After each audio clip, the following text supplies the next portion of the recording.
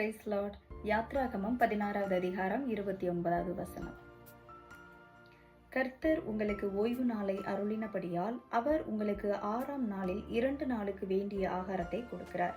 7ஆம் நாளில் உங்களில் ஒருவனும் தன் தன் ஸ்தானத்திலிருந்து புறப்படாமல் அவனவன் தன் தன் ஸ்தானத்திலே இருக்க வேண்டும் என்றார். அப்படியே ஜனங்கள் 7ஆம் நாளில் ஓய்ந்திருந்தார்கள். இந்த வசனத்து மூலமா ஆண்டவர் நம்ம கிட்ட சொல்ல வர்றது என்னன்னா, அதாவது இந்த வசனத்தை படிக்கும் போது ஆண்டவர் என்கிட்ட பேசின சில காரியங்கள் என்னன்னா, ஆண்டவர் இப்போ என்னை வெயிட்டிங் பீரியடில் தான் வச்சுருக்காரு. அதாவது நான் காத்திருப்பின் காலத்தில் தான் ஆண்டவர் என்னை வச்சிருக்கிறார். சில காரியங்களுக்காக ஆண்டவர் என்னை காத்திருக்க வைத்திருக்கிறார். இந்த காத்திருப்பின் காலத்தில் ஆண்டவரை தேடினாலும் அவருடைய பாதத்தில் அமர்ந்தாலும் நாளைய தினத்தை குறித்த ஒரு கவலை எனக்குள்ளே இருந்துகிட்டே இருந்துச்சு. அதாவது எதிர்காலத்தை குறித்த பயம் எனக்குள்ளே இருந்துகிட்டே இருந்தது. ஸோ கர்த்தர் இந்த வசனத்தின் மூலமாக என்கிட்ட பேசினது தான் உங்ககிட்ட சொல்கிறேன். 7ஆம் நாள் கர்த்தருக்குரிய நாள், அதாவது நம்ம அவருக்கு கொடுக்க வேண்டிய கனத்தையும் நேரத்தையும் கொடுக்க வேண்டிய நாள், ஓய்வு நாள்.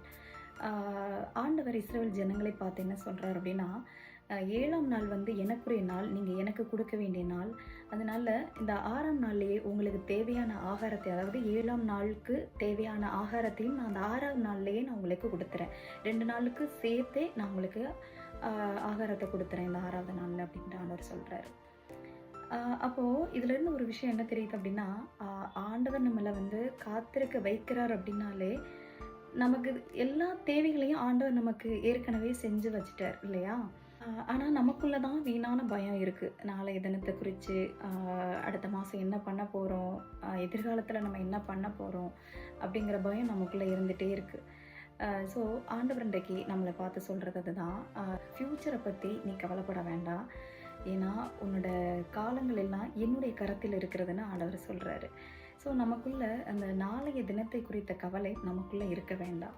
ஏன்னா அந்த கவலை நமக்குள்ளே வந்துச்சுனாலே ஆண்டவர் மேலே விசுவாசம் இல்லைன்னு தான் அர்த்தம். ஆண்டவர் நம்மை காத்திருக்க வைக்கிறார் என்றால் நமக்கு தேவையான எல்லா காரியங்களையும் அவர் செஞ்சுட்டு தான் நம்மளை காத்திருக்க வைக்கிறாரு. ஸோ அதுதான் ஆண்டவர் என்கிட்ட பேசினது. நீ ஏன் கவலைப்படுற, நாளைய தினத்தை குறித்து நீ ஏன் கவலைப்படுற, உன்னுடைய தேவைகள் எல்லாவற்றையும் நான் சந்திப்பேன்னு கர்த்தர் என்கிட்ட பேசினார். ஸோ அதைத்தான் இன்றைக்கி நான் உங்ககிட்ட சொல்லிகிட்டு இருக்கேன். முதலாவது தேவனுடைய ராஜ்யத்தையும் அவருடைய நீதியும் தேடுங்கள், அப்பொழுது இவைகள் எல்லாம் உங்களுக்கு கூட கொடுக்கப்படும். ஃபஸ்ட்டு நம்மளுடைய வேலை பரலோக ராஜ்யத்தை நம்ம தேடணும். முதலாவது தேவனுடைய ராஜ்யத்தை நம்ம தேடுகிற பிள்ளைகளாக நம்ம இருந்தோம் அப்படின்னா நம்மளுக்கு என்னென்ன தேவைகள் இருக்கோ எல்லாவற்றையுமே பரலோகமே பார்த்துக்கொள்ளும். ஸோ ஆண்டவர் நம்மளை ஒரு விஷயத்துக்காக வெயிட் பண்ண சொல்கிறார் அப்படின்னா நம்ம வெயிட் பண்ணணும். அடங்கி இரு அப்படின்னு சொன்னால் நம்ம அடங்கி தான் இருக்கணும். புறப்படுன்னு சொன்னால் நம்ம புறப்பட நம்ம ரெடி ஆகணும். ஏன்னா அவர் சொல்லியிருக்கிறாரு, ஏற்ற காலத்தில் நான் உங்களை உயர்த்தும்படிக்கு என்னுடைய பலத்த கரத்துக்குள் அடங்கி இருங்கள் அப்படின்னு ஆண்டவர் சொல்கிறாரு. நம்மளோட ஸ்தானத்துலேருந்து நீ புறப்படாமல் அமர்ந்திரு அப்படின்னு சொன்னார்னா நம்ம அமர்ந்திருக்கணும். நம்மளை அமர்ந்திருன்னு சொல்லிட்டு நம்மளுக்குரிய தேவைகளை சந்திக்காமல் இருப்பாரா? எல்லா தேவைகளையும் அவர் ஏற்கனவே நமக்கு ரெடி பண்ணி வச்சுட்டாரு. ஸோ நம்ம எதிர்காலத்தை குறித்த பயம் நமக்குள்ள வேண்டாம். புலம்பல் 3வது அதிகாரம் 25-26 வசனம் சொல்லுது, தமக்கு காத்திருக்கிறவர்களுக்கும் தம்மை தேடுகிற ஆத்மாவுக்கும் கர்த்தர் நல்லவர், கர்த்தருடைய ரட்சிப்புக்கு நம்பிக்கையோட காத்திருப்பது நல்லது. ஸோ இந்த வசனமே நமக்கு தெளிவாக சொல்லுது, நீ கர்த்தருக்கு காத்திருக்கிற அப்படின்னா நம்பிக்கையோட காத்திரு. இன்னைக்கு ஆண்டவர் நம்ம கிட்ட சொல்ல வர்றது என்னன்னா, நாளை தினத்தை குறித்து கவலைப்படாதே. கர்த்தர் நினைச்சா ஒரு நொடியில் நம்மளுடைய வாழ்க்கையை மாற்ற முடியும்.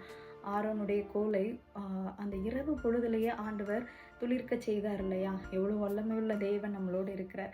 அதனால நம்ம எதிர்காலத்தை குறித்த பயம் ஒரு துளி அளவு கூட நமக்குள்ள வேண்டாம். நமக்கு தேவையான எல்லா காரியங்களையும் அவர் ஏற்கனவே சந்தித்து விட்டார். அதனால இதை குறித்து நம்ம பயப்பட தேவையில்லை, விசுவாசமாக இருக்கணும்.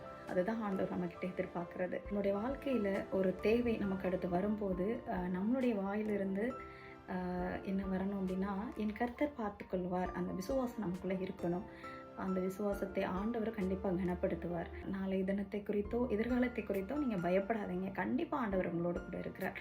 உங்களுடைய எல்லா தேவைகளையும் கர்த்தர் சந்திப்பார். கர்த்தர் தாமே உங்களை ஆசீர்வதிப்பாராக. ஆமென்.